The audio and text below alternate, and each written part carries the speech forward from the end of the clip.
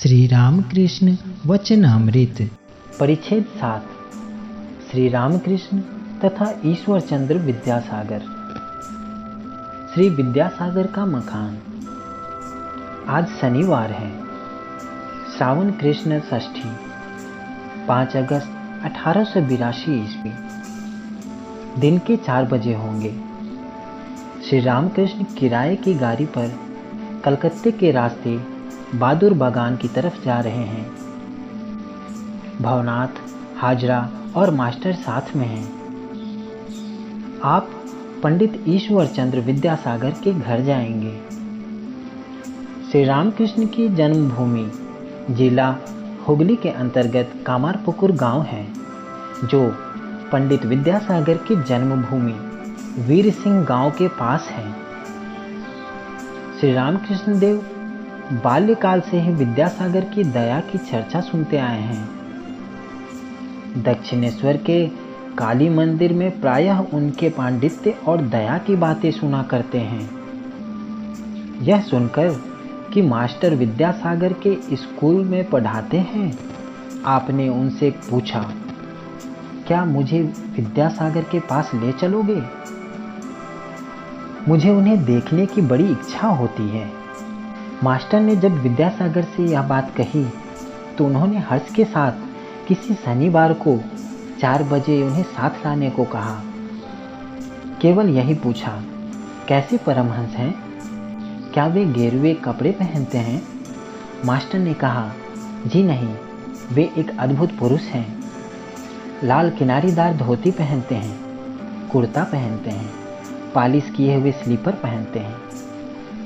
रानी रासमणी के काली मंदिर की एक कोठरी में रहते हैं, जिसमें एक तखत है और उस पर बिस्तर और मच्छरदानी। उस बिस्तर पर लेटते हैं। कोई बाहरी भेष तो नहीं है, पर सिवाय ईश्वर के और कुछ नहीं जानते। अहनिर्स उन्हीं का चिंतन किया करते हैं। गाड़ी दक्षिणेश्वर काली मंदिर से चलकर श्याम बाजार होते हुए अब अमहर्स्ट स्ट्रीट में आई है। भक्त लोग कह रहे हैं कि बहादुर बागान के पास आई है। श्री रामकृष्ण बालक की भांति आनंद से बातचीत करते हुए आ रहे हैं। अमहर्स्ट स्ट्रीट में आकर एकाएक उनका भावांतर हुआ, मानो ईश्वरावेश होना चाहता है। गाड़ी राम मोहन राय के बाग की बगल से आ रही है।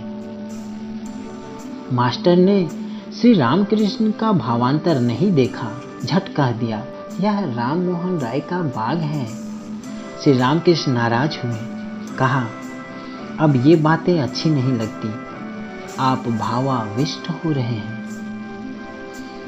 विद्यासागर के मकान के सामने गाड़ी खड़ी हुई। मकान 2 मंजिला है, साहबी ढंग से सजा हुआ है। मकान के चारों ओर खाली जगह है, जो दीवार से घिरी हुई है। मकान के पश्चिम की ओर फाटक है। आंगन में बीच बीच में पुष्प वृक्ष लगे हुए हैं। नीचे पश्चिम वाले कमरे में ऊपर चढ़ने के लिए जीना है। विद्यासागर ऊपर रहते हैं। जीने से चढ़कर ऊपर जाते ही उत्तर की ओर एक कमरा है। उसके पूर्व की ओर एक हॉल है। हॉल के दक्षिण पूर्व वाले कमरे में विद्यासागर सोया करते हैं। दक्षिण की ओर और एक कमरा है। ये सारे कमरे कीमती पुस्तकों से भरे हैं। पुस्तकों पर सुंदर जिल्द लगवाकर उन्हें अच्छी तरह सजा कर रखा गया है। हॉल के पूर्व की ओर मेज और कुर्सी है। यहीं बैठकर विद्यासागर काम किया करते हैं। जो लोग उनसे मिलने आते हैं, वे मेज के तीनों ओर रखी कुर्सियों पर बैठा करते हैं। मेज पर कागज, कलम, स्याही आदि लिखने की वस्तुएं, बहुत सी चिट्ठियां और कुछ पुस्तकें रखी हुई हैं। इस मेज के दक्षिण दिशा के कमरे में एक छोटा बिछौना है। यहीं पर आप शयन करते हैं। मेज पर जो चिट्ठियां रखी हुई हैं, उनमें क्या लिखा है? शायद किसी विधवा ने लिखा है, मेरा नाबालिग बच्चा अनाथ है। उसकी ओर देखने वाला कोई नहीं, आप ही को उसकी ओर देखना होगा। किसी ने लिखा है, आप कहीं चले गए थे, इसलिए हमें इस माह का पैसा समय पर नहीं मिला, बड़ी तकलीफ हुई। किसी गरीब छात्र ने लिखा है, आपके स्कूल में निःशुल्क भर्ती तो हो गया हूँ, पर मुझ में पुस्तकें खरीदने की भी सामर्थ्य नहीं। किसी ने लिखा है, मेरे परिवार के लोगों को खाने को कुछ नहीं मिल रहा है, मुझे एक नौकरी लगवा देनी होगी।